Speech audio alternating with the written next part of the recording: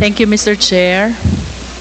Mr. Chair, I wish to direct my question to the former President. Mr. President, good afternoon. Good afternoon, Mr. President. First of all, I wish to acknowledge your courage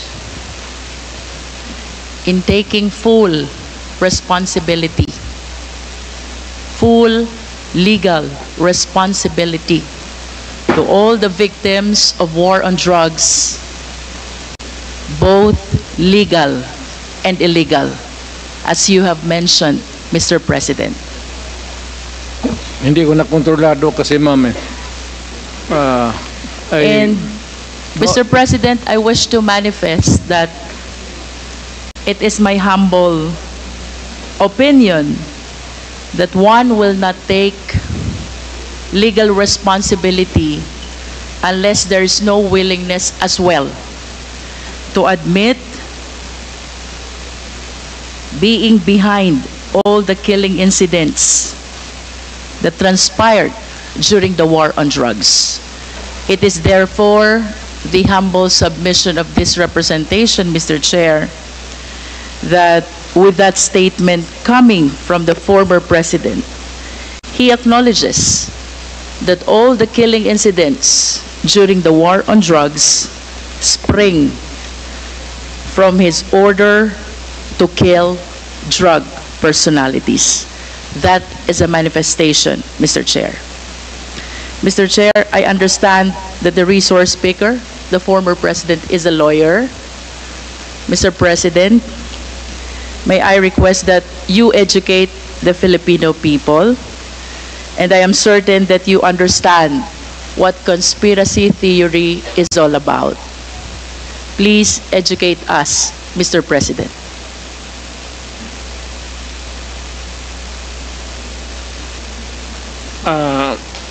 I may have some lapses already, but I will give you the definition of a conspiracy to commit a crime when two or more persons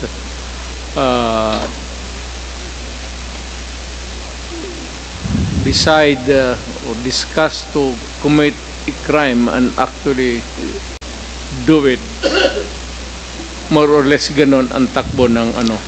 Thank you, Mr. President. And you will agree with me, Mr. President, that under the conspiracy theory, mayroon pong tatlong klase ng principal. One is principal by inducement. Two is principal by indispensable cooperation. And three, principal by direct participation. Being a long-time prosecutor, Mr. President, can you please enlighten us on this? Well, one is yung induce. It could be an inducement could be money, usually, or inducement by a woman to a man to kill her husband so that they can live forever happily ever after. Or a group of persons, a sindikato, lahat, what is illegal, gambling, smuggling, these are they are the conspirators of crime. So you have explained, Mr. President, principal by inducement. It could be money, it could be an order by a person who have influence over another. Inducement. How about principal by direct participation, Mr. President? You actually agree with one another to commit the crime and you participate. Thank you. And how about principal by indispensable cooperation? Well, in the sense that, for example, if there is no way of traveling from one place to another and you are the only person who can provide the transportation, a vehicle, and that is would be indispensable cooperation. Without the vehicle, you cannot commit the crime. Thank you, Mr. President, for enlightening us. Going back to your statement that you are taking full legal responsibility to all the victims of war on drugs, both legal and illegal. It is my humble submission, Mr. Chair, that the former president can be considered liable for all these crimes under the theory of conspiracy by being a principal by inducement. I wish to manifest, Mr. Chair, that without the order, without the reward, these police operatives should not have resulted to killing a huge number of victims of war on drugs. Beg to disagree with your premise, ma'am. I understand, Mr. President, but that is a manifestation. Yes, but you Thank know, you, if Mr. police is President. supposed to do his duty. He goes to school for 2 years. He receives instructions to how to go about his duty, and we have to give the presumption of regularity. That's a principle of law. Thank you, Na Mr. President. Pag every time na may ginawa kaya in your favor is the principle of regularity Presumption in the of performance regularity of duty. of performance of official duty, Mr. President. Thank you for your enlightenment. Mr. President, I wish to ask, with all due respect, considering your statement of taking full legal responsibility both to legal and illegal activities, can Well- I equate this statement of yours to an extrajudicial confession of guilt? Well, in a sense, yes. Wala na akong magawa eh. Are you saying yes, Mr. President? Yes, because I ordered the campaign against the drug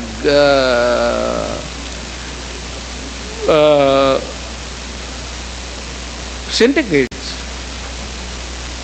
At kung anong ginawa nila, whether illegal or not, it was ako ang nag-utos. In that sense, I take that responsibility of their actions. Wala akong magawa eh. Commander ako, nag-utos ako. Puntahan ninyo yan. Just like a commander, or not a military, police, iutusan mo. Pag may nangyari dyan, magkabulyaso, whether right or wrong, iyo yan. Iyo talaga yan. Kung hindi ka naman bobo na mayor, hindi mo iwanan yung tao na inutusan mo. Unless yung pumunta doon, inutusan mo mag-operate ng illegal gambling or mga droga, tapos nag-rape, kung anong ginagawa na kabalastugan, ako na mismo ang papatay, hindi na kailangan na hintayin mo pa. Mr. President, earlier, you conformed to my statement that I can equate your statement of taking full legal responsibility as an extrajudicial confession of guilt. You said yes to that. Yeah. No, I'm just reiterating the question, Mr. President. It's not about guilt or a wrong. What I'm saying is that yung lahat ng inutusan ko yung war against drugs, o yung isang platoon dyan o isang batalyon, kung ano yung ginagawa nila, kaya I take full responsibility for that. Mr. President, you are surrounded by, I believe, 4 lawyers. Hindi ko na kailangan, ma'am. Because you are a lawyer yourself. I can take of myself. I can take care of Yes. myself. And of course, you understand the elements of an extrajudicial confession. Yes. You confirm that you are of sound mind. And not only that, body Yes. as well. You confirm that your statement is voluntary. Yes. And of course, you confirm that you understand the consequences of your extrajudicial extrajudicial confession. Hindi naman alam ko hindi naman ito korte. So I understand, Mr. President. That's why we call it extrajudicial confession. It is not a confession. It is a statement coming from the mouth of a mayor or a president at that time. It is not a confession. You are characterizing the word. Mali, ma'am. Do not characterize that as a wrong. Mr. President, Policy yan. the only one that is missing among these elements is that it should be in writing. What? And my question will you be willing to translate into writing the statement that you earlier said? Hindi na nga ako marunong, yung pirma ko noon, hindi na nga pirma ko ngayon. But of course, you have a lawyers to help and assist you prepare this written document. Hindi ko na kailangan yan. Babait ko pa writing dito na ngayon. It's documented by the records here. Magtanong na kayo na magtanong. Anong gusto mong tanongin? Criminal? Mr. President, I wish to proceed to my next question. Do you know Laod firing range? Do you know? Alam niyo po ba yung Laod firing range? So, hindi. Do you know? Nalalaman niyo po ba kung ano o Tao yan. saan yung Laod firing range? Doon ako nagpa-practice magbarel para pumatay ng tao. Thank you. Nagpa-practice po kayong bumaril para pumatay ng tao. And alam niyo din po ba yung Laod Quarry? Hindi ko na negosyo yan, ma'am. Yung firing range, But at least you are aware that Laod firing range is situated in the Laod Quarry, within the premises and compound of Laod Quarry. Siguro. Tama po ba yun? Within the premises of a quarry, there is a firing range. Do you confirm that, Mr. President? That should be the question. Do you know Ben Laod? Yes, I think so. Who is Ben Laod? Si policeman. He's a policeman. He owns the land He owns the land. where the firing range is located.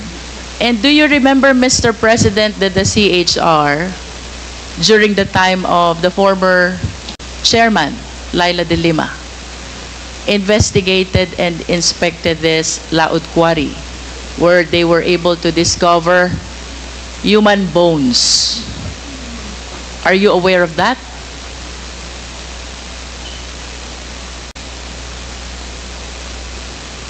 Sino ma? Who investigated? Panahon po ni Chairman Laila de Lima sa Commission on Human Rights. Sorry, I do not know her. Nag-imbestiga po ang CHR Ay, tungkol siguro. sa extrajudicial killing kung saan nakadiskubre po ang taga-CHR ng mga buto ng katawan ng tao. Kayo po ba ay aware dito? I am aware of only one bone. Dala-dala ni... Sino yung sinabi mo? Binalot CHR niya. former chairwoman, Laila de Lima. It's there. Hindi, isa lang po. And you are aware also that the former DOJ Secretary, Vitaliano Aguirre, represented Ben Laod in the investigation of the extrajudicial killing. What do I know about the investigation? Or If you are about aware, Aguirre? Mr. President. Yes, Aguirre is my... Are you associated? Of course, you are associated to Vitaliano Aguirre as a matter of fact. Is my... Contemporary. sa eskwelahan, no? And during your time, you appointed him even as the DOJ Secretary. Tama po ba? Yes. Because bright. During that time, Mr. President, you were the mayor. Tama po? Mayor of Davao City. No, I cannot appoint a secretary. Hindi ako, mayor lang ako po, so it has to be No, let me rephrase my question, Mr. somebody President. else's job, not mine. During the time when these extrajudicial killings happened, you were the mayor? Tama po ba yun? Well, not only during my time as mayor. Was there any point in time, Mr. President, na pinaimbestigahan niyo po itong mga buto ng tao na nakita sa Laod Quarry? Dala nga ni, sino yun? Hindi yun nag-imbestiga doon. The CHR, Mr. President. Oh, si CHR. Kayo po ba'y nagpaimbestiga? Even during your time as mayor or during your time as president, pinaimbestigahan niyo po ba itong mga buto na nakita sa Laod Quarry? Bakit ako mag-imbestiga ng mga buto dyan na maraming buto ng tao na... So you did not initiate any investigation? Of course. Mr. President, I will proceed to the next question. On December 31, 2004, nag-conduct po ng raid ang PIDEA 11, headed by Superintendent Wilkins Villanueva, joined by some operatives of PIDEA Manila, National Headquarter. 6 po yung Chinese na napatay. But in addition to this Chinese, a certain SPO4, Val Carillo, apprehended Alan C. along with 10 other companions. Based on the affidavit of Mr. Las Cañas, Mr. President, you ordered the killing of Mr. Alan C. along with the 10 other companions. That is not true. That is a job of the police.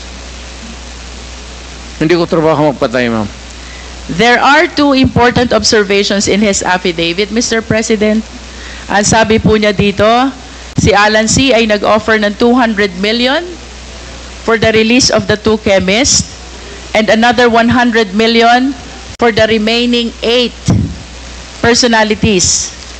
But when he tried to seek your permission, you refused, and you even said, madami kayong intel funds. Totoo yan. Kung bribery siguro yan. Hindi ko, never in my... Are you confirming, Mr. President, that during this time, Las Cañas and Sunny Buenaventura sought your permission whether to release Alan C. and the 10 others in exchange of the 200 million plus 100 million? Masyadong maraking pera yan, man. Totoo yan. You are denying it, Mr. President. Of course. But do you confirm that when you refused this offer, you even told Sunny Buenaventura and Arturo Las Cañas that you have ample intel funds, so you don't need those bribes, if you call it bribe? I do not remember making a statement like that. But money for operations against crime, malaki ang funding ng Davao City.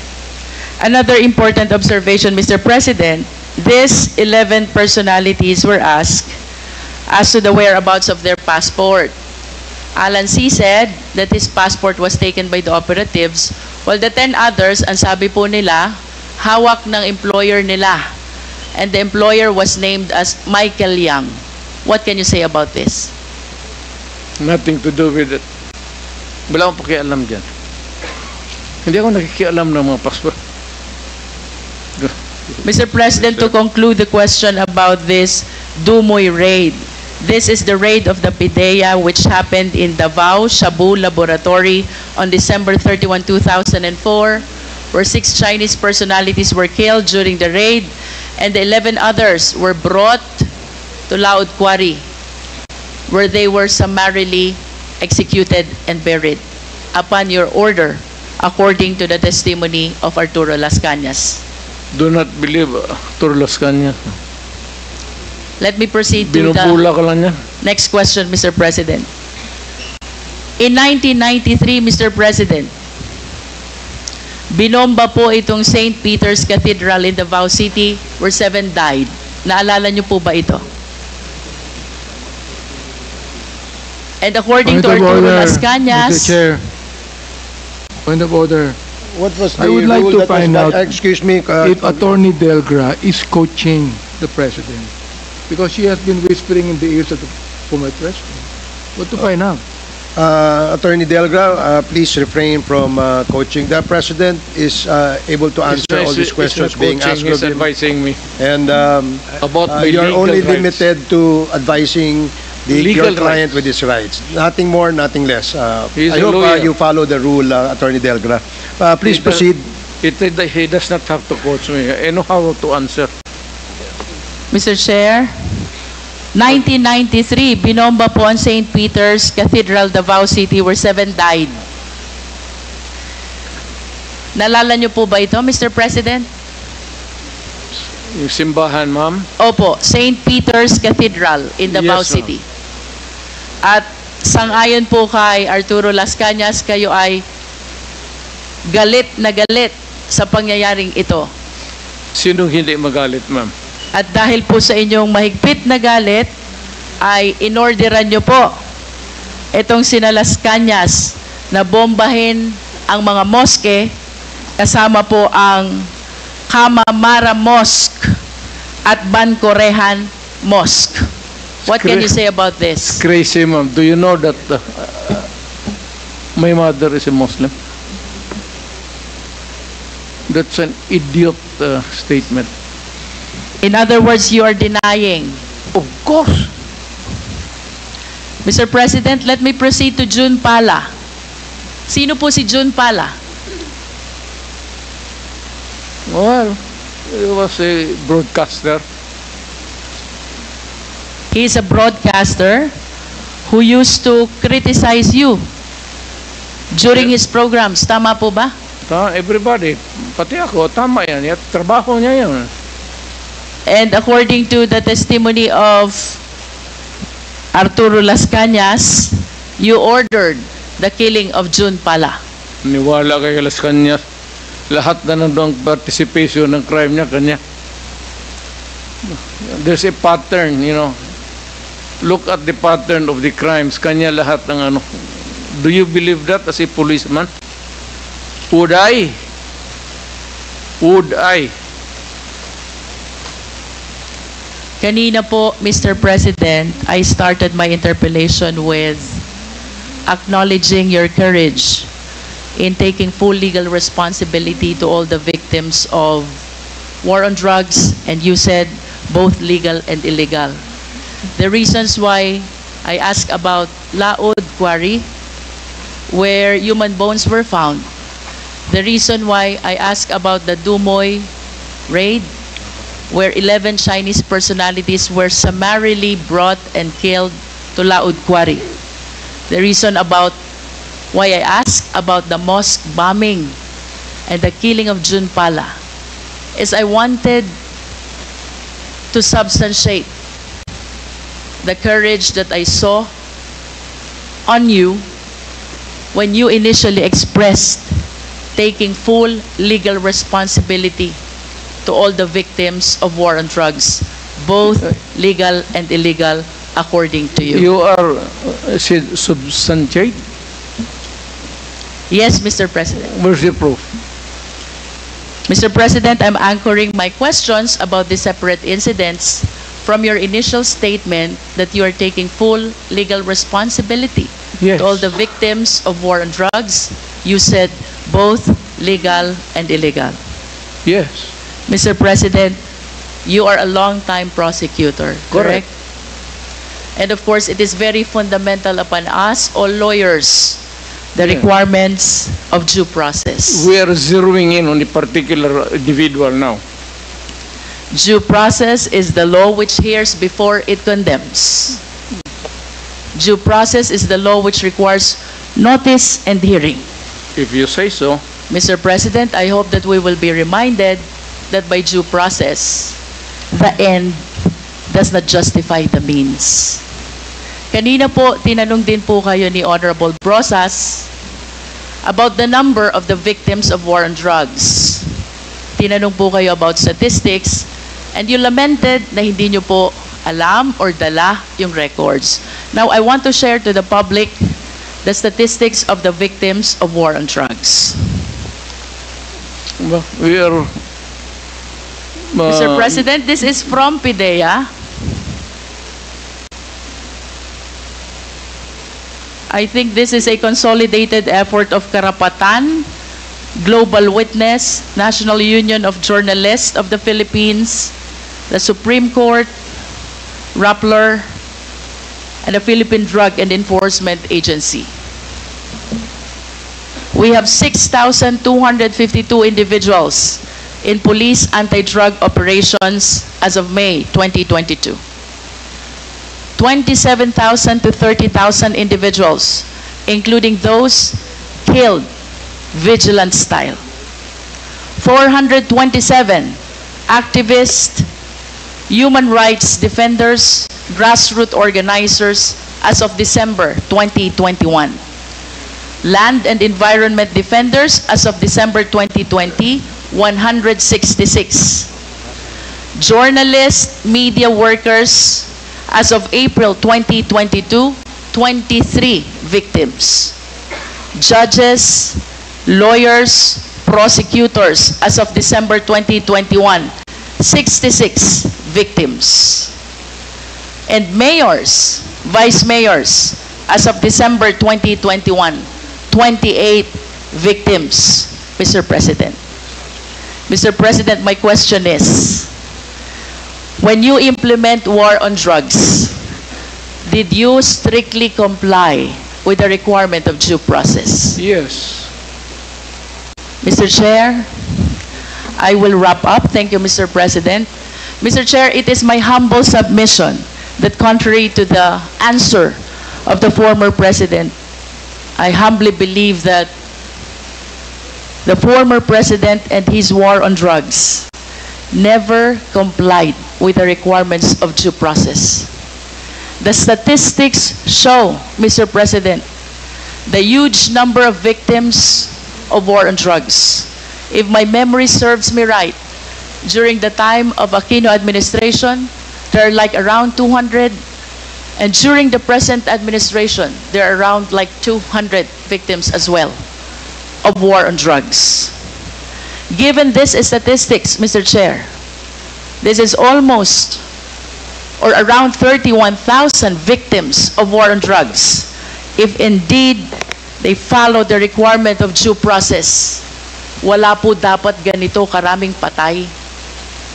At ang dapat, maraming kaso na pending in court. I hope all of us will be reminded by the fundamental law that no person should be deprived of life, liberty, and property without due process of law. By Mr. President's own admission of his accountability, both to legal and illegal actions of the police, it is the humble submission of this representation, Mr. Chair, that the Quadcom is ready to make a recommendation for the filing of the necessary action in court. That is a violation of the law, RA 9851, Act defining and penalizing crimes against international humanitarian law, or at the very least, the murder cases as defined under the revised penal code. To finally conclude, Mr. Chair, last series of questions to Mr. President, again to substantiate the courage that he was able to show during the initial part of this hearing. Mr. President, in the past hearing of Quadcom, may 3 Chinese drug lords na napatay sa Davao Penal Colony. Are you willing to take accountability and responsibility also for this? Wala na ako niyan, ma'am. Nandito na ako sa Maynila. So, you're saying no. Oh, well, kung gusto mo isali yan, idagdag mo na, okay lang. How about the death of General Barayuga, the PSCSO Secretary? Are you willing to take full legal responsibility No, for this? I do not kill generals. The death of Mayor Aldong Parohinog and the 15 others in Osamis City, are you taking full responsibility on this? Hindi ako nagpapatay ng mga mayor, ma'am. The death of Mayor Espinosa of Albuera Leyte, are you taking full responsibility on this? Hindi ko, ma'am. That's my birthplace. The death of Tony Halili in Tanawan City. Malayo yan siya sa akin, ma'am. The death of Mayor Perez of Los Baños. Lalo na.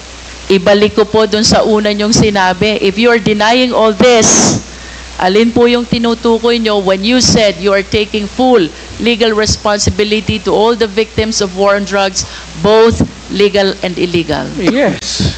Kasi order ko kasi that was my campaign against drug.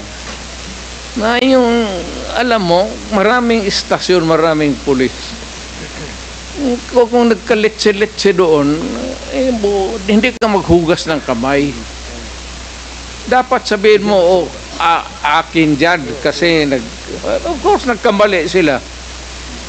Now, if there is an appropriate action na gusto ninyong ilabas, then file the case in court. Wala namang pigil. Matagal na yan yung sabi extrajudicial killing. I am challenging anybody or everybody who makes the accusation, whether it is really true or not. It may be true. File the case in court because may korte tayo. And even if I will admit na totoo yan, you have to go to court because I will make the admission there again. Are you saying, Mr. President, that when you go to court, you're willing to admit also your accountability for all the deaths during the war on drugs? Ay, of course, may abogado man ako, ma'am. Kung anong sabihin ng abogado ko, susunod ako. I hope that everything that you said before the Quad can be reduced in writing so that truly we can believe that you're taking full legal responsibility to all the victims of war on drugs, both legal and illegal, because as lawyers we believe that by extrajudicial confession, we have to put that in writing, Mr. President. Totoo yan, ma'am. I order the campaign against drugs. Hindi ako it's a policy of government or of the president. Hindi ako maghugas ng kamay. Hindi ako magsabi hindi kasi yung department yan, hindi, akin yun. Mr. President, last question. If one of these days the ICC will come, will you voluntarily submit yourself? Sipain ko pa sila, ma'am. But you said a while ago that if somebody will sponsor your fare to the ICC, you will voluntarily submit yourself to their investigation and jurisdiction. Yes. Pero kung sila magpunta dito, sipain ko. But will you confirm that you are willing to submit voluntarily yourself to ICC? Punta ko doon, sipain ko rin sila. Same. I have nothing further, Mr. Chair. Thank you, Mr. President. Thank you, Congresswoman Luistro. The next to interpolate. Yes, Mr. Attorney Chair, Ben. with all due respect, Mr. Chair, the Sunday bombing of Davao City is known to me personally because at that time I was the chairman of the Human Rights Committee of the Point of order, Mr. Chair. What is the point of order, Congressman Acop? We do not know the personality of Attorney Bello, and he has not been invited as a resource person, and therefore has no right to speak before this committee. I agree, Your Honor. Mr. Chair. I have no contradiction to the manifestation of the Honorable Chair, Congressman Acop. But I just want to inform this body of what the Easter bombing is all about. Because the Honorable Congressman Luistro mentioned about it. And she insinuated that as a result of the Sunday bombing, former President Duterte caused the bombing of Muslim mosques, which is not true because at that time, Your Honor, he was just a fiscal of Davao City. Okay, I salamat know po. that, Your Honor, because I was the one who investigated this incident upon the direction of the Integrated Bar of the Philippines. So, for the record, Congressman Luis Ro, Mayor Duterte or President Duterte was a fiscal at the time of the bombing of the San Pedro Cathedral. Okay, It thank is not true you. Thank you, that he Attorney was the Bello. mayor. Your manifestation is noted. Thank you Mr. very Chair, much, Your Honor. Mr. Thank you. Chair. Thank you. So, I have a 19-second video of the interview of the former president about the Dumoy bombing. If this representation may be minutes is allowed that, to. I think this is 19 seconds, Mr. Chair. seconds, okay, please. Secretariat, kindly play. Before that, we'd like to acknowledge the presence of Vice President Sara Duterte.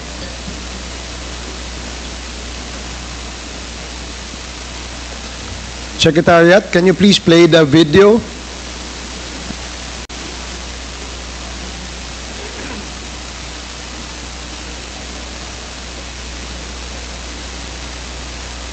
May I also remind our lawyer friends of the former president to please I did it because I had to do it for my country. Hindi nila na ginawa ko. Kaya yung sa Dumoy, umubos ko talaga. Sir President, Mr. Chair. I did it because I had to do it for my country. That's it? I reiterate this statement.